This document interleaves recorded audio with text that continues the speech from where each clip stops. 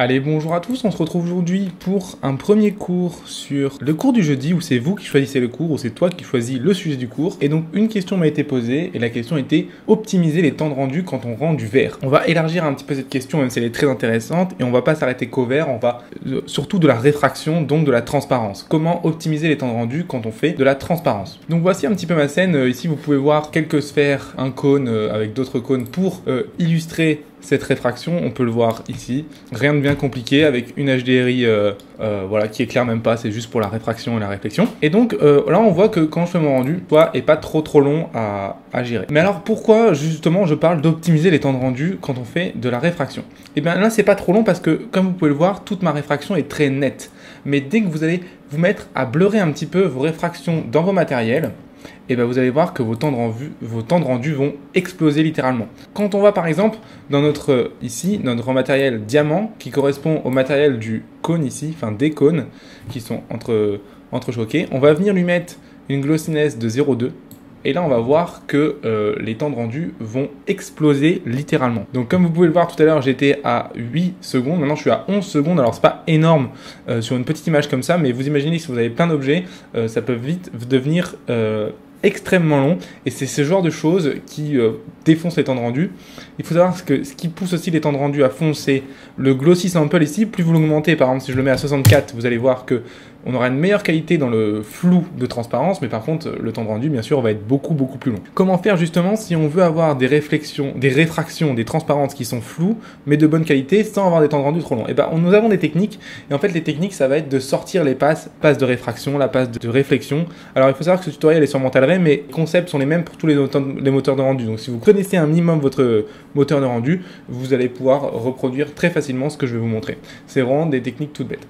Alors on va passer déjà en qualité de 720 au lieu de 540. Il faut savoir que toutes les astuces que je vais donner dans ce cours ne sont applicables que pour de l'animation. Si vous faites ça sur une image fixe, le fake va se voir et ce sera pas joli.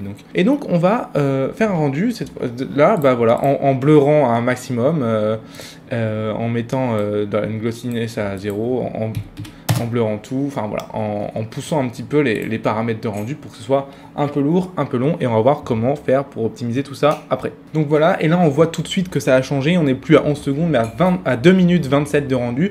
Vous voyez très bien que c'est pas possible de gérer des temps de rendu aussi longs. Imaginez là on a que 3 objets, 4 objets, imaginez ce qui se passe si on a 40 objets quoi.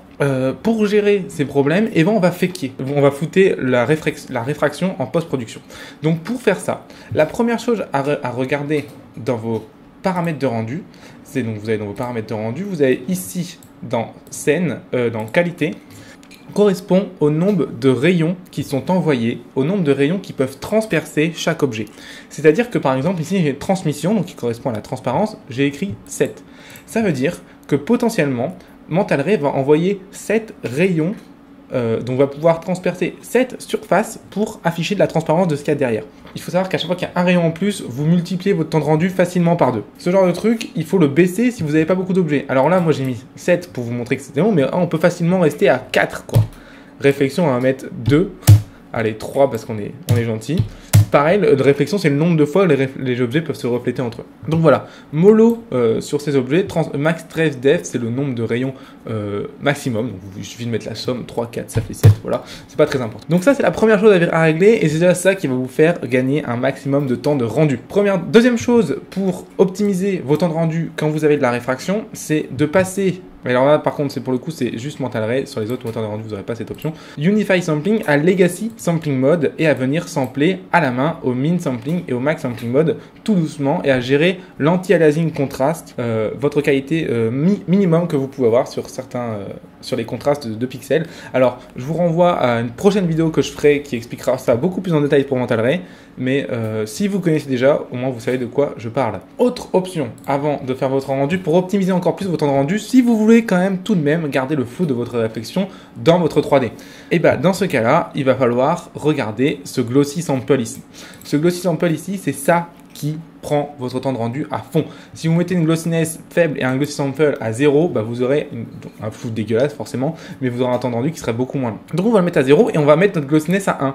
C'est-à-dire que on n'aura plus de réflexion, toutes nos réfractions seront nettes, seront totalement nettes.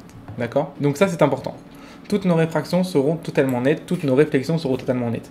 Vous allez voir que là, rien que maintenant, si je fais un rendu, vous allez voir que les temps de rendu seront beaucoup plus faibles. Mais avant ça, on va faire une autre petite technique. On va aller dans les paramètres de rendu, on va sortir des passes. Et oui, on va sortir la passe de diffuse, de réflexion, de réfraction et de spéculaire.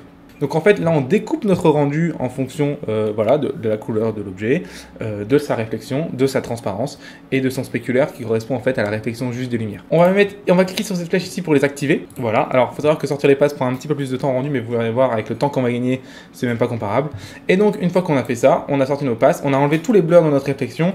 Le flou de notre réflexion en qualité est bien de 0. Dans tous les cas, il est désactivé quand la glossiness est à 1, ce qui est logique. Vous n'allez pas sampler un truc qui n'est pas flouté, c'est ridicule. Parce qu'il faut savoir en fait que quand Mental floute une réfraction, une réflexion, en fait il fait plein de petits points et donc plus vous samplez, plus il y a des petits points, donc plus c'est long à rendre. Et donc voilà, on a notre scène qui est entre guillemets optimisée, même si on n'aura pas le rendu qu'on voulait tout à l'heure, on n'aura pas cette réfraction jolie floutée, mais on aura un rendu beaucoup plus rapide. Donc comme vous pouvez le voir, notre rendu a pris vraiment beaucoup moins de temps, on est passé de 2 minutes 27 à 17 secondes, ce qui est quand même non négligeable, juste en baissant le nombre de rayons et en mettant nos réfractions nettes.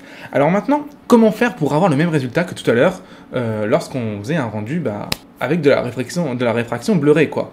Parce que c'est bien beau d'optimiser, mais si on n'a pas le rendu qu'on veut, ça ne sert à rien. Et bien en fait, on va justement se servir des passes. Alors, je vous invite à ici faire load render pass et aller dans la réfraction.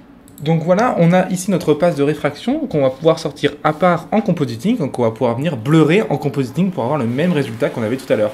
Vous allez voir, c'est saisissant, ça prend 5 minutes et vous allez optimiser et gagner du temps à donf. Alors pour ça, on va ouvrir After Effects ou n'importe quel autre logiciel de compositing, hein.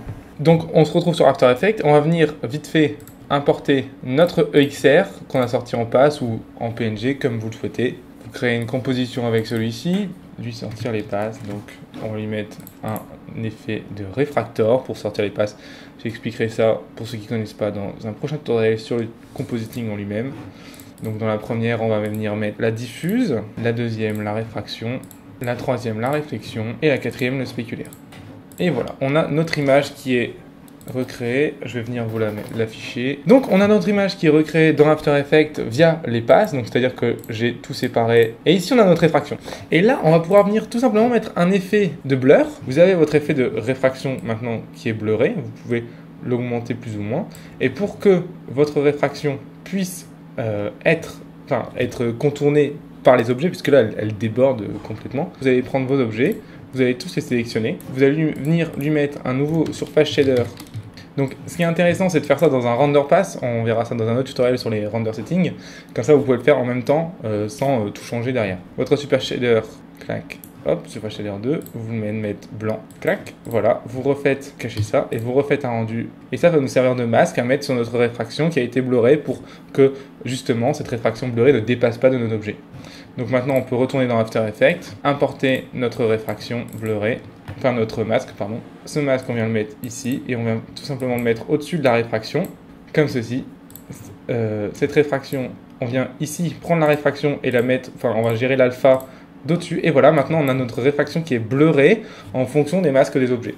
Et donc vous avez le même résultat que vous aviez en rendu, sauf que c'est plus gérable, vous pouvez rajouter du grain, faire ce que vous voulez, en temps réel, et vous avez un rendu qui est passé de 2 minutes 30 à 17 secondes. Donc ça, c'est comment optimiser vos temps de rendu avec de la réfraction. Encore une petite astuce pour encore plus optimiser vos temps de rendu, si vous le souhaitez, vous pouvez faire un rendu avec du vert, mais lui, vous ne faites un rendu qu'avec le vert, avec une résolution réduite, c'est-à-dire une résolution par exemple à 640, avec que le vert, vous désactivez tout le reste des shaders, donc vous mettez que du vert, que la réfraction, et après vous faites un autre rendu en taille normale, donc en 720 ou en 1080, sans la réfraction, mais avec la réflexion, etc. Et au compositing, vous venez merger les deux et vous venez scaler votre vert et vous venez le flouter pour justement cacher ce manque de résolution et vous allez pouvoir encore optimiser plus vos temps de rendu. Voilà, c'était les petites astuces pour optimiser vos temps de rendu quand vous avez beaucoup de réfraction dans une scène. J'espère que ça vous aura plu, ça vous aura servi. N'hésitez pas à me poser d'autres questions en fonction des autres sujets des prochains cours du jeudi. Dans tous les cas, moi je vous dis merci d'avoir regardé cette vidéo jusqu'au bout. Je vous dis à bientôt et merci. Salut!